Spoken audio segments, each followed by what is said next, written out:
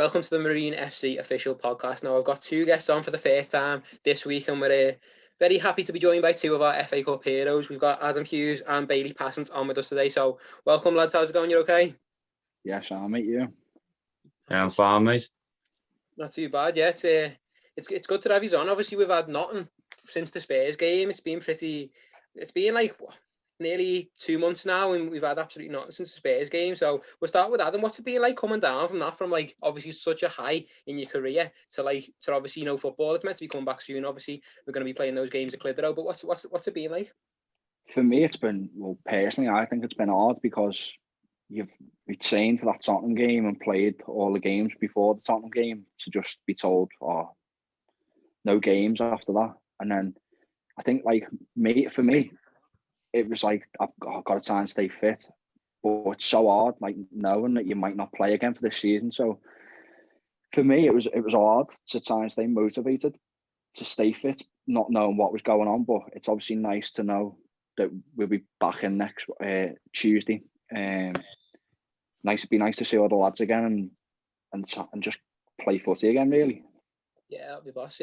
What about Bayleigh then? How have you been keeping fit in this as well? I've heard from a few of the other players that have been doing like a running challenge and stuff. I think Neil set up. But what's it been like training throughout all this when you can't see each other after having such a high? No, so like after the Tottenham game, like I just had 2 weeks off.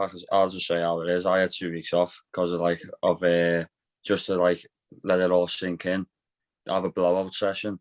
And then obviously Ravo and the lads pulling the chat like a running thing. But then when it is, I think the end of Jan and the start of Feb, I got COVID.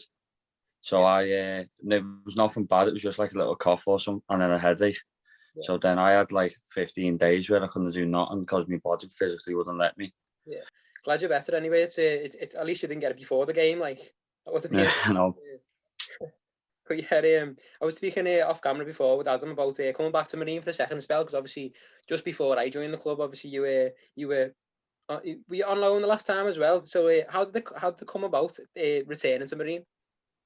I'd played for Samia with Morgs, and I've known Morgs for years, and we were playing down at TNS, were playing down at Samia, a friendly, and Morgs messaged me after the game. He was like, you weren't involved in that today. Would you be interested in coming down? And because he tried earlier on in the summer to get me to come down, but I didn't know what was what, and I was just waiting to see what was happening, basically. And so when Morgs rang me and then said, oh, the gaffer wants to speak to you about coming, it was a no-brainer, really.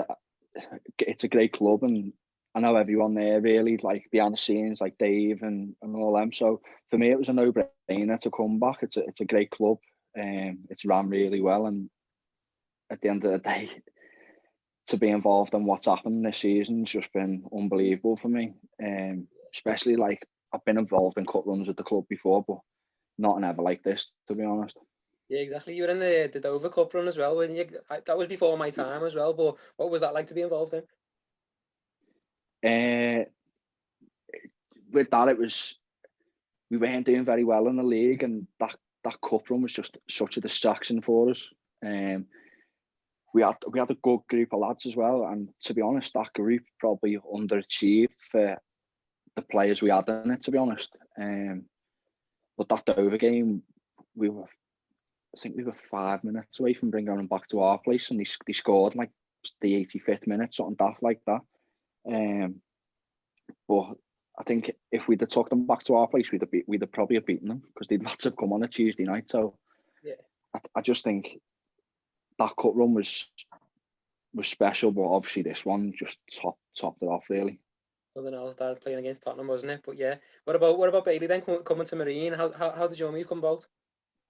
So with this first lockdown, I got let go from Tranmere. So like what Hughes said, like I knew Alan through my time at Tranmere, and obviously I knew with last season where I was on loan at Runcorn, so I knew like what Marine was, and like we played a couple of friendly games in pre-season when I was at Tranmere. So when I got released from Tranmere, I spoke to Morgs, and he just said, yeah, come down for training. And if you impress Youngie, he might offer you something. And then I think it was like the first week, I'd done well and all that in training. And Youngie said to me, like, oh yeah, come back for another training. And then it was like, oh, yeah, you're able to play Saturday. Got a friendly. And then I was like, yeah. And then I think it was like around just before we played FC United, we had like a training session on a bank holiday, and he just pulled me to the side and said, I want you to sign, I want you to be number one, but it all depends on your performances. And then I've been lucky enough that I haven't had a proper bad game, and I've had like good performances. And then obviously, like what you were saying before, like about this FA Cup one, it's just I think for me, obviously, it was my main like time of the competition. Yeah, being involved with it with Tranmere and with One Call Linnets, but like this was like the longest I've been in it. Definitely something special, isn't it? And I would start as well with Bernaldswick Town in the preliminary round. Obviously, a comeback late on. Obviously, Bernaldswick were winning up until the 87th minute. Lower league club, and they were 1-0 up. Obviously, Ryan Wignall got a goal. Josh Amami scored free kick in stoppage time. Adam, do you reckon it crossed the line? I'm not having it, did me. Nah, I was right there trying to poke it in after, like carrying on playing. Seeing everyone running off, I was like, what's going on here? Yeah. I was like, well, I don't think it crossed the line myself.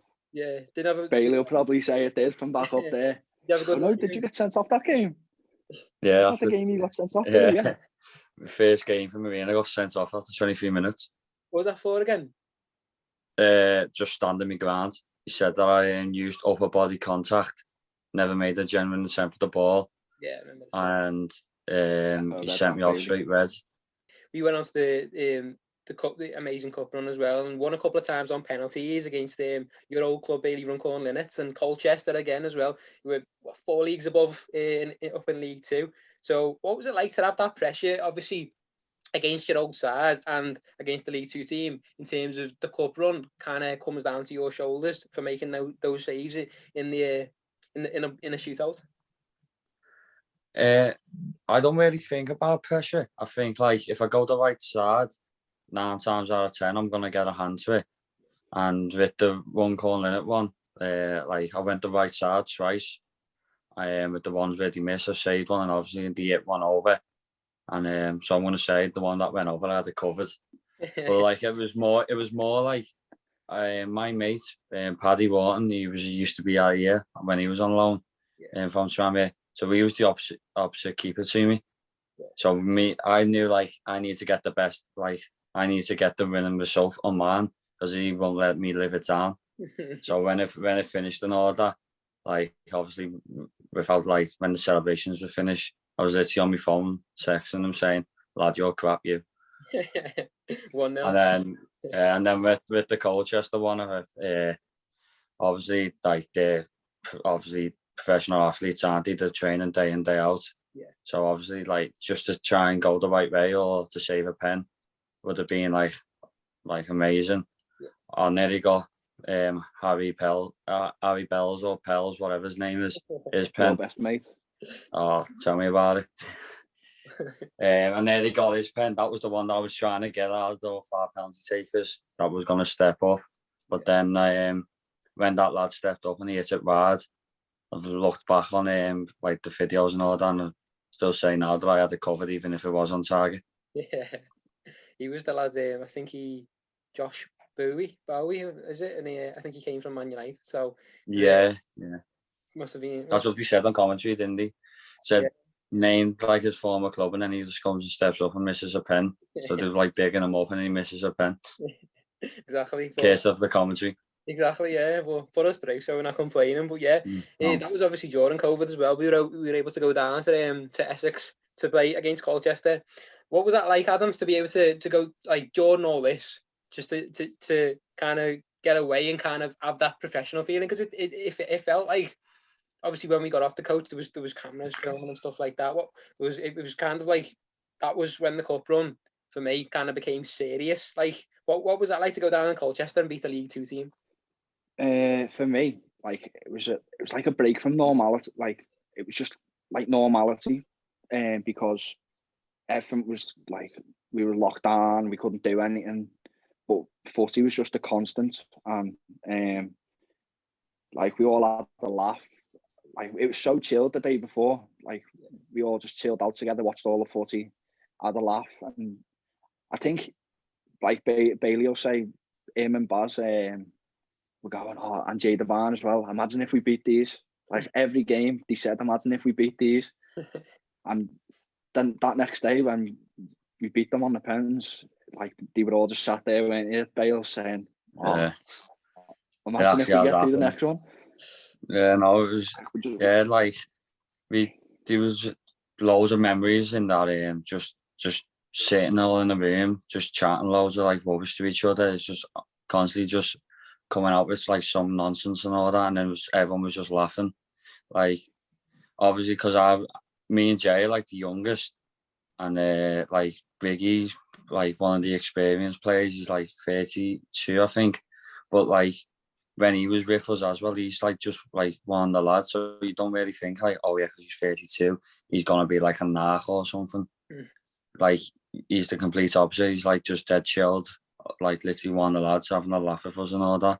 Yeah, that's boss. It was I suppose the only thing taken away from it was the fact that there were no fans in the ground, and it's been like talked about a lot in football, how the lack of fans like impacts it, and I suppose it favours the away team in some situations, and it might have done on that occasion. So come back to Adam. What's it like having to play without fans, and especially in a cup run like that where you want your fans to be willing you on and that, and like and to be part of that? It would have been ideal to have the fans there, but they weren't able to be there. What was it like that change? Like playing in such a big ground like a Colchester and Chester as well, like they'd probably have had a big crowd as well, so it was a bit weird really, like empty ground, like no atmosphere. But like I've obviously been involved in the games with Marine where the fans have been able to go on the big cup, like to Dover and things like that. So I've been involved in that, but I think we'd have took so many down there with us, and I think for me, like it doesn't make a like personally, it doesn't make a difference, but like just to have that many fans down there with us, it probably would have been a surreal experience, to be honest, because I'd imagine we'd have took 500-600, maybe more. So it would have been a bit of a surreal experience seeing that many fans travel away just to watch us. But obviously, it was a weird situation with everything that's going on in the world, but still some experience to be involved in it. It was definitely amazing. Even without the fans there, it was kind of like you could always hear the committee. And I was doing the commentary with Ralph a few times, and he was especially at Colchester, giving it down the referee's ear and making sure he put pressure on the referee in that game. But no, it was amazing for us to be part of, and now just to watch us do it was absolutely amazing. But moving on to Havant then, because that was obviously in the next round, the second round of the FA Cup again, Havant and Waterlooville, who were 2 leagues above us once again, and that was really difficult to beat them, and it was a bit of a scrappy game. So coming back to Bayleigh, what was it like to face them? Obviously, Neil is, from what I've seen, immaculate in his preparation of any opponent, really. So how did he prepare for that one, and how do you think that one turned out? I think it was like, so when we went to Colchester, we had like you said, the hotel room. So because of like the COVID things, we got told that we all had to be in the same like environment the night before the game. So I think like as everyone there, like you can already tell like we're bonding, like we're bouncing off like each other. We're not like turning up at 3 o'clock ready to go and play a game, like one of the biggest game of our lives. For like majority of like the young lads, or majority of the lads have been in non-league. It was like we've been there the night before, and of the day, still there again, all laughing and joking really. And then when it's like 12 o'clock, that's when you know it's like it's only 5 hours away, and that's when Youngie started like putting all the prep up and all that. And it's I think nowhere else Like, when I was at one corner, it's like, obviously you get told like the information and all that, but like with Youngie, he goes in like the ins and outs in it. Like he could have just said, "Oh yeah, that when we played Colchester, that Brown striker, he's left-footed. Don't let him get on the left foot. Oh, their centre back, the left centre back, I think it would have been. He's good on the ball, so don't get him on the ball." He was like saying, "Force it to the right centre back because this is how we're gonna let them and all that." He said, "Force this that Brown always to go short and then force him back because he's give him a yard of space, he's gonna make something out of nothing." So I think when he was like going in with the little details, it really sticks with you because you know how you're supposed to play. And I think with that Haverton game, obviously you've seen it like in person how tall they were and what they was wanting. They wanted long throw-ins, corners, set pieces, the lot. So like I think everyone had to like play the part on set pieces, defending. Like obviously, like with you, even though we got small players, just lean into the attacking one to just put them off. And obviously, I think with Ravo and Marley, they were just amazing that night. Like in the air, like constantly winning headers against like the striker. And then when it was like defending set pieces, it was either Marley headed it or it was Ravo who was heading it, and then it just made my job 10 times easier. Definitely the defenders really well, and it was a game with quite a lot of bookings. I think there was 10 bookings in all or something like that. I think there was probably 7 for them and 2 for us, and obviously the sending off as well in extra time. Adam, you obviously came off the bench in that game. What was it like to come on into such game with such high temper and try and keep a level head? To be honest, like as soon as we scored, the gaffer was like, "Get ready, you're going on." So for me, there wasn't that much time. I think there was only like 3 minutes, and I just sort of knew they're going to try and pump this, and they put one of the big centre halves up front.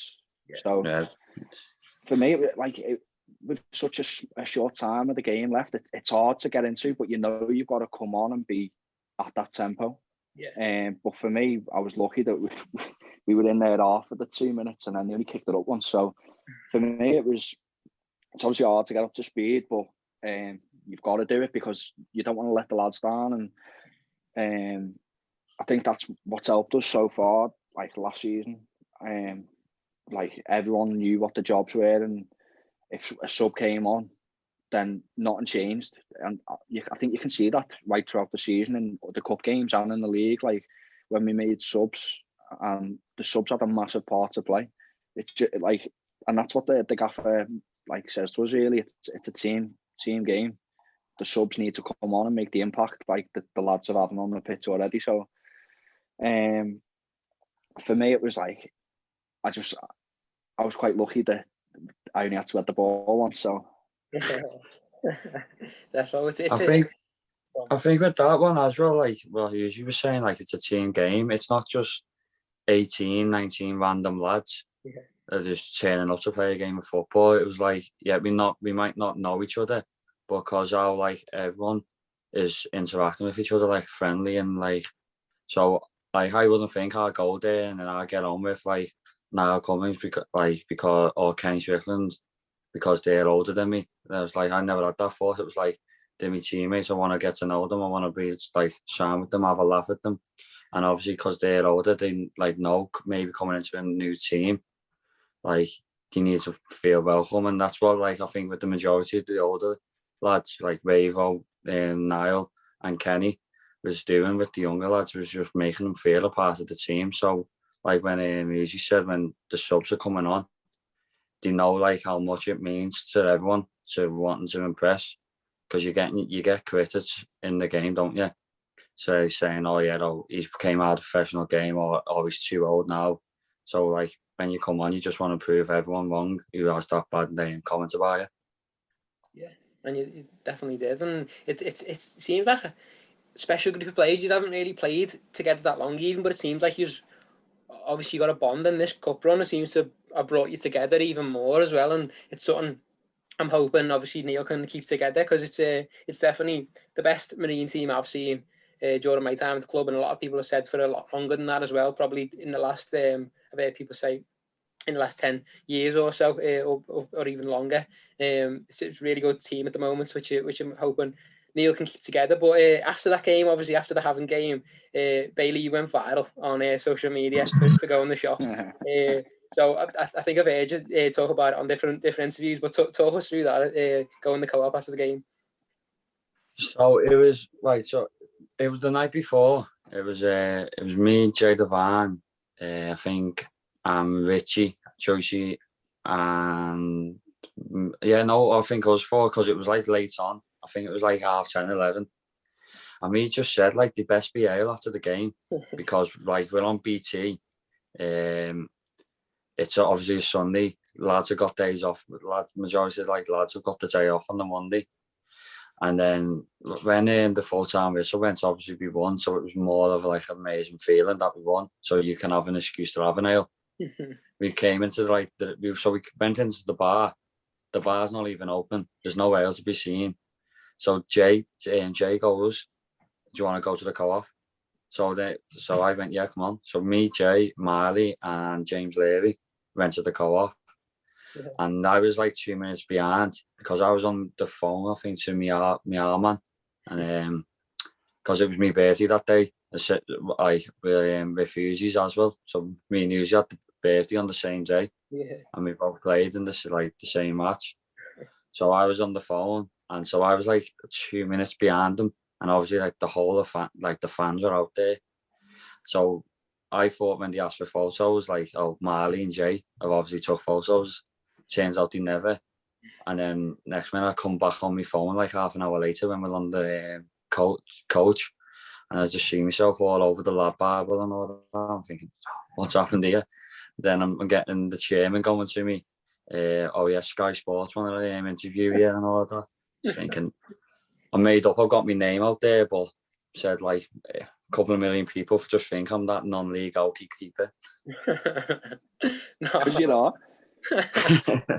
Yeah, they don't know that. Well, they didn't know before that. No, I think you proved them wrong in the next round anyway. With load of stage, you put yourself put yourself across really well on such a big stage. So that must have been amazing. I didn't know a group of you went. I just thought it was just you. I didn't realise a group went. So you were the one that got snapped. Like, for was it? Yeah. It must have been mad. Like, even walking into the co-op. What I wanted to ask you, I know people have asked you about it before, but what was the staff's reaction in the co-op with you walking in your full kit, like by an ale? No, it was like a young lad, obviously in like because it's not a big co-op, is it? It's just like a little convenient one. So there's a lad that's on the booze section, and he just goes, "Right, haven't you just had a game?" And I went, "Yeah, we just won 1-0." And he went, "Oh, it is right, like made up for you." And he went, "What are you doing here?" I went, "We've got no ale. We have no ale." So I'm just having a conversation with him. And then, so I was like to myself, I haven't got my ID yet. So imagine I get ID. So what am I going to say? And then obviously like they seen the badge and all that. So when I got my ale and all that, they just knew that I just played in the second round of the FA Cup. So they obviously must have thought I was over 18. Yeah. It's one of them Google me. Nah, not that arrogant. No, but yeah, obviously that was amazing. But a few days later, we obviously had the draw as well for the next rounds, and it was. I think, I don't know if you watched it together, but Adam, what was your reaction when Spurs came out the hat? Like, for me, like, I wanted Liverpool or Everton just because obviously like local would have been unbelievable, but as soon as Tottenham come out, like, I was sat there watching it with my dad, and my dad said before, he was like, "I've just got a feeling you're going to get Tottenham here." And I was like, "Oh, behave." Like, we won't get anyone that big. And then obviously we come out first, and then my stomach just sunk. I was like, oh, I was proper nervous. And then when that come out, as soon as Tottenham come out, my phone just went nuts. I've never like experienced anything like that in my life. Like, everyone just messaging me, like people I hadn't heard of for like 10 years, saying made up for you and all that. It was a bit of a surreal experience. Like, don't know if it was the same for Bayleigh. Oh yeah, yeah. Like it was unfortunate. I think if we were in COVID times, like it would have been better if we was all there as a group. But obviously, as soon as we got that reaction, like when our name got thrown out first, everyone was, I think, already waiting in the WhatsApp like group chat. And as soon as Tottenham like got announced, like literally like 5 seconds later, everyone's in the group chat, like just going, "Oh my God, we've got Tottenham, we've got Tottenham." Spares, Kenji put a video in, didn't he? I think that's being used by Marine, like with the reaction. Yeah. So you can just see, like, even though a few, like me, Hughes, and like the other lads never recorded our reactions, and then Kenji did, it was like, you can guarantee that all our reactions would have been the exact same. Yeah. Jumping up, going crazy. And one of the things as well, obviously phones going off and that, but one of the other things, one of the main things is the media attention as well. Like it was just off the scale for a club of our level to experience like all of the international media. I remember being sent a news report from Korea of a Marine, and it just went crazy from all around the world. Everyone wanted to speak to you. So what was that like, especially for you, Bailey, after going viral with the Bears? What was that like to suddenly have all of the eyes of the world on you, trying to get like loads of people trying to get an interview and stuff like that? I reckon if I didn't have the the viral thing, I don't reckon I would have done as many interviews as I would have. I think the main talking point was about getting the ale in. I think that was just a starting point, and that's what with the Budweiser partnership that we got. I didn't know that it was even coming around, and the next minute, Youngie goes to me, "You're all right to come to the ground on this date?" And I was like, "Yeah, why? What for?" And he was like, "Interview with Budweiser." So I was like, "Oh, mad that." And then I started speaking to Dave Mack or Richard. So I was like, "How come we've got this?" And he went, "We've literally got it because of you went to the co-op." And I was like, "Mad this." And then they just come in with about like 20 odd crates of Budweiser, the beer fridge. So when I've like seen it in person, it was just like mad this. And then that same day, I'm speaking to like John Barnes, like a Liverpool legend, and I'm like, "Oh, this is weird." This, and then I'm literally staring at the FA Cup, and I was like, obviously, like it'd be some task if we can win it. So obviously, when at the end of the day, after all the interviews and all that's finished, said, "Oh, I'm gonna lift it up so I can like get a picture and all that with it." Now it's time for the Guess the Goal segment, and this week it's a near goal, so we're changing the name of the segment temporarily to Guess the Near Goal. Now, if that doesn't already give it away, then you'll have to watch that clip. But as I said last week, let us know which clip you think it is, which near goal you think it is. Comment below this video if you're watching on YouTube, and if you're listening on Spotify, then let us know on Twitter which one you think it is, and we will announce the winner of the competition later this week. And thanks again to St. Greg's School in Lydiate for their children commentating over this clip. Great touch by number 7. He's sprinting for his life here. Takes it round the defender. Oh, is he going to score? Oh my gosh, he's hit the bar. What a chance that could have been. How do you feel about that, Derek? Oh my word, I can't believe it. Number 7 gave the bar a number 1 haircut. Not even Joe Hart's fingertips can save that. So unlucky. Right, so Adam, coming on to the game itself, obviously Spurs, after getting a draw like that, it must have been just crazy in terms of like being nervous for the game as well, and the night before and stuff, and obviously you were starting the game as well after coming off the bench in some of the FA Cup games. So yeah. What was that like, and when did you learn you were going to start the game? So probably say like the Tuesday at training. That was when the gaffer started to go through the shape and what he expected of us and things like that. So we sort of knew what the team was going to be from then. But then the day of the game, like we went through everything in more depth, and obviously you learn and you're all starting and things like that. But for me, I wasn't really that nervous until like we got to the ground. I think seeing all the people who were there, like it hit me then, like what we were doing. I think like what chilled me out more was being with all the lads like the day before the game and the morning of it. Yeah. I think we just took our mind, like everyone's mind off it, just because we were having a laugh and everything was so chilled out. Yeah. And then obviously getting like diving into the game, and I think it was Sam, who used to help Richard out. He texted me and said, "Wait until you get to the ground and see what's here." And then we got there, and I was like it was a surreal thing. Like all them people, like cheering us off the coach, and it was just such a shame that they obviously couldn't be inside the ground. But the nerves hit then as soon as I got off the bus. I was like, oh, "This is real now." Like the like how big the occasion was for not only us, but like the community around the ground and the people of Crosby, like and the like the people behind the scenes at the club, like every like when we stayed away in Colchester, they got up and did a speech, and same at the Havant game and then at the Tottenham game as well. Like it just shows how much it meant to everyone at the club, not only the lads but like everyone behind the scenes as well. Like how much like this cup run actually meant to the people who've been there for that long.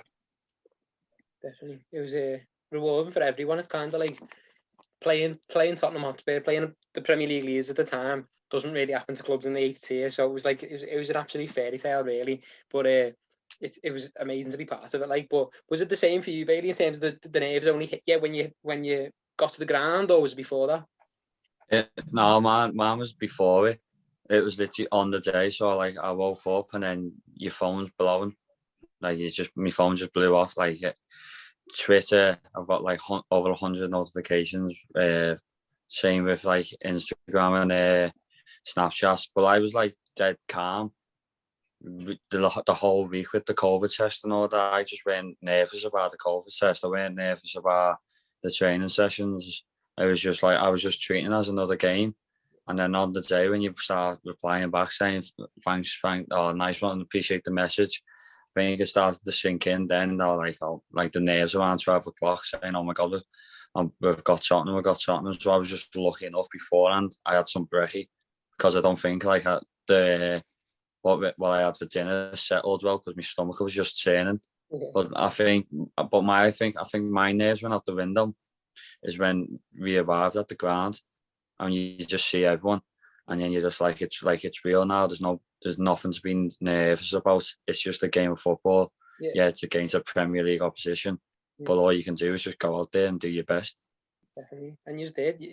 You performed really well, especially for the first 20 minutes, holding them off and nearly going ahead as well with Kenny's crossbar effort. So, coming back to Adam, what was it like to face top class forwards? Like obviously you had Lucas Moura banging in that free kick, and Vinicius who's come in from Benfica. What was it like facing players of that stature and trying to hold your own defending against players who were just monsters, really? For me, I was like, in my head, I was like, I've just got to let them know I'm there. Like they won't have played against lads in non-league because obviously it's so physical. Like down in our league, like everyone just smashes each other and you get on with it.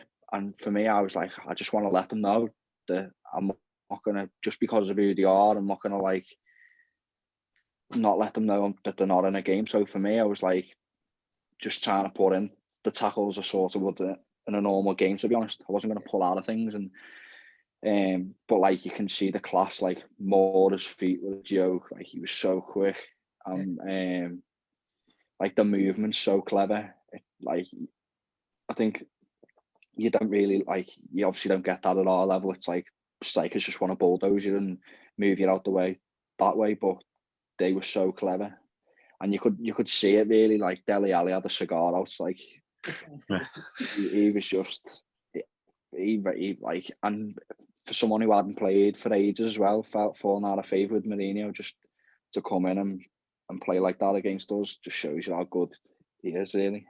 Yeah, he was mad, wasn't he? And it kept you busy, baby. But you made a few really good saves, and apart from that few minutes where he just kind of like blasted the goal and got through a few times, you played really well and made a load of good saves. And what struck out with me as well is when you came out. I didn't manage to grab you for an interview after the game, but when you came out to give the interviews after the game, you were genuinely gutted. you genuinely looked upset with the performance, and you looked like you expected better. So I think that said a lot about your expectations of your own performance as well, and how high you set them, which is really good. So what did you make of that in your own performance? I wasn't upset with the lad's performance. I was more upset about the fact that how we conceded the goals. Like, I think the first goal with Vinicius, he's there on the 6-yard box, like unmarked, and it was just no talking. Like, there was just no communication. Don't get me wrong, it's a hell of a ball from Ali. He's like just found Vinicius, and like obviously someone in our league and might not think, oh, I want to stand in this position, like, because you would never stand. I think he would have, like, someone in our league would go nip front post. He's literally in the middle of the box, like near the back post. Then obviously the second goal was a tapping, like off a second chance, like after I've made the save. The free kick's a free kick, and then Josh Amani, like, he's tackled. I think it was, he's tackled Vinicius, and then it just popped up to him. So we were unfortunate there. And then the same again, like Josh on the day, he's I think went into a 50-50 with Dele Alli, and then it was unfortunate. It bounced off Baz, and then it went to that Alfie Defan, and then he just obviously scored. So it was like, I was just more disappointed with how we conceded the goals. I think the performance-wise, I think we done, like, I was made up with that, like we done ourselves justice and all that. Definitely. But like, I think it's different, like, with outfielders than with a goalkeeper, because it's more, my job is to keep the ball out of the net. So obviously, like, doesn't matter what team you play, like, if you concede them 5, it does get you down a little bit. But like, I think the next day when I watched it back, and like, I just let it all sink in and settle, I was like, yeah, obviously after the game and that night, I was devoted. I think I was still devastated, like, that I conceded 5, like an hour still went from the game. So all the lads on having a nail and that, laughing, and I'm just there thinking about maybe if I could have done this, a stronger hand, just like finish, just not get the second goal, and then if I stand in the middle of my goal, instead of trying to anticipate to go left and back right, do a safe free kick. But when I watched it, it was like, I've done what I can do. And it was just unfortunate that it was just those silly goals that were going in. Yeah, it was unlucky. It was literally just like 5 minutes of exactly madness. It was like literally just 5 minutes of us like switching off. That's all it was. Like, for 3 of the goals, we just switched off. And I think in our league, like, if you do switch off for that split second, you're not going to get away with it. Yeah, but like against world class players like that, like them few seconds are just switching off, kill you. Yeah, it's world class players, and it's what you're up against, and it's really difficult. But you, without a doubt, you did yourself proud, not just in the cup run, but in that game as well. Definitely showed your talent, and yeah, special group of players really. But yeah, one thing I wanted to ask you as well, Bayleigh, and I saw you speaking with Joe Hart after the game. I think it was during the team talk when everyone was Neil got all the players together and was speaking to them after the game. But you were stood with Joe Hart for a couple of minutes after. What was said with him? Did he come over or? No, so like, my agent, I think it used to be his agent, or still is his agent, I'm not quite sure, but they've always had like a good relationship with Joe, Joe Hart. So like, I met him on a night out in Liverpool. I think this was like 2 years ago. This is when I just signed my profits from you. Yeah. So like, he must have thought, like, who's this idiot coming up to me drunk like that? Like, who's this stupid scouse lad? Trying to like slobbering words all over me because he's ailed. And then like, I was like, and then when the draw got announced, Pete, my agent, texted me, said Joe said like he's looking forward to meeting you and that if he's allowed, he's going to give you a shirt and like sign us up. And then when the game finished, like when we were going out for the warm up and all that, obviously I never said nothing to him. But when we walked past before the game, he said, "You right, babe? Like, how are you?" And I was like, "Sounds, how are you?" And he went, "Yeah." He went, "Good luck. Have a good game." And I said, "Same to you," like vice versa. Yeah. And then after the game, obviously, like, you shake everyone's hands, and then he just came over to me, and the first thing I said to him, "Thank that's over." said I couldn't concede another goal. Said my confidence has already been knocked, like joking, and he was just said, "No, you've done yourself proud. You made honestly like a couple of good saves. You kick him as well. Commanded your box with like crosses and that, and you didn't switch off. He was always having a go, and then he was just asking me like how I've been and all that, and then are you enjoying your footy again?" I was just like, yeah, I think when I was at Tranmere, I was saying to him, yeah, when I was at Tranmere, I just fell out of love with football.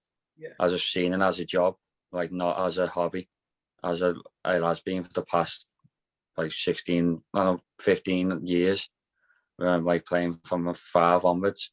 Yeah. I just found fun. I think it just took the fun out of it, because don't get me wrong, Tranmere is a great setup, but when you're not playing and you're just training, it just gets dead draining. Yeah. So when he asked like, "Are you enjoying your footy again?" I was like, yeah.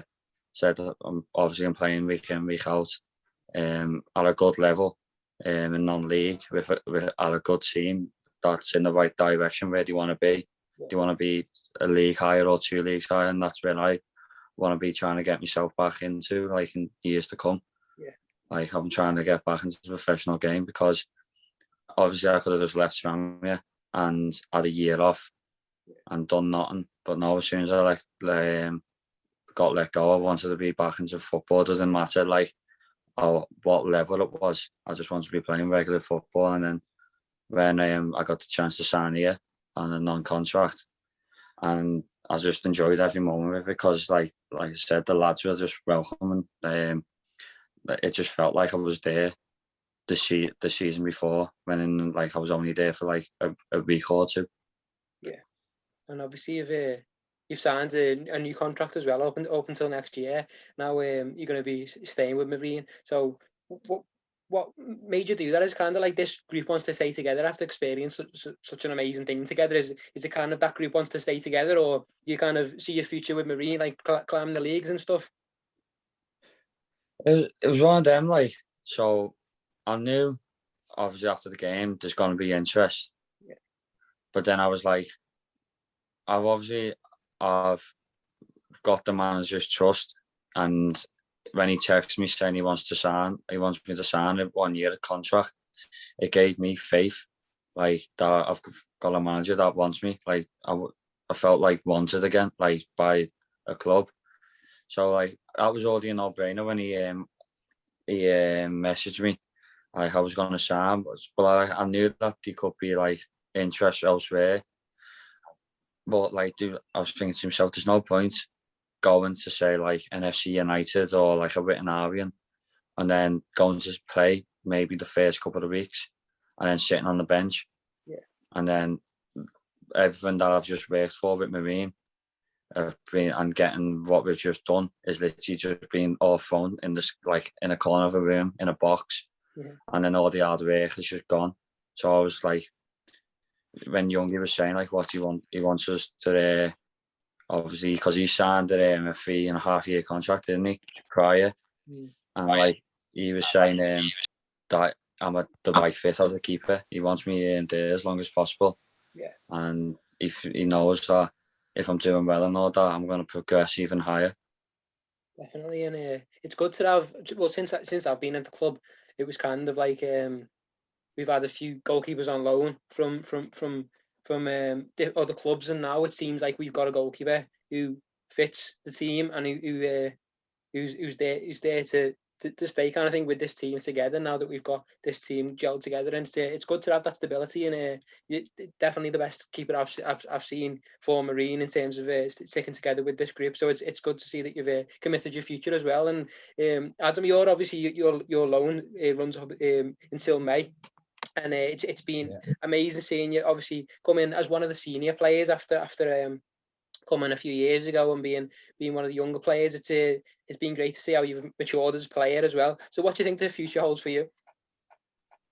Well, obviously I'll have to speak to the gaffer, but I'd be quite happy to stay. For me, it's a club. I know the club. I want to be a part of town and get it back where it used to be, and try and take it up the league again. Because I feel as though if we can keep this group of lads together and maybe add one or two more, it could challenge in the league above. It's got, for me, it's got the same sort of feel as it had when I was at Warrington, and we got to the playoff final and beat South Shields, but obviously missed out because that was the year that they put the Super Playoff final. Yeah. The first time and last time it's ever been done, so we missed out and got beat by Kings Lynn, who are in the conference now, but yeah, it's got that same sort of feel. Like great group of lads who are dead close with each other, and we all have a laugh. We all look forward to turning up to training on a Tuesday and a Thursday, and then playing on a Saturday, because we all turn up and have a laugh. And then, even like from the minute you walk in the door till the minute you leave, you're always laughing. And for me, that's a big thing, because if you don't have that, you're not enjoying football really. For me, I turn up to footy to have a laugh, and then obviously be serious on a Saturday. But I think with this group of lads, we have that balance, and it's really good. So for me, I'd be happy to stay at the club and try and help it out as best as I can. Definitely, that'd be great. Well, we'll see what happens, but it's been an absolute pleasure having you on anyway, and it's been great to catch up, and I hope everyone listening has enjoyed it as well. But thanks to you both for coming on and giving us your time. It's been a pleasure. Nice one, thank you. Thanks, Tom. No problem at all. And obviously, hope you've enjoyed this episode. And if you haven't already, give the other episodes a listen already as well. We've had another player on. We've had Neil Kengley on. We've had a few people from Spurs on as well. So give the other episodes a listen if you haven't already. We've had Simon Hughes from The Athletic as well, talking about his time with the team up in the week leading up until the Spurs game. So give that a listen as well. But as I say, thanks a lot for joining us, and join us next time on the Marine FC Official Podcast.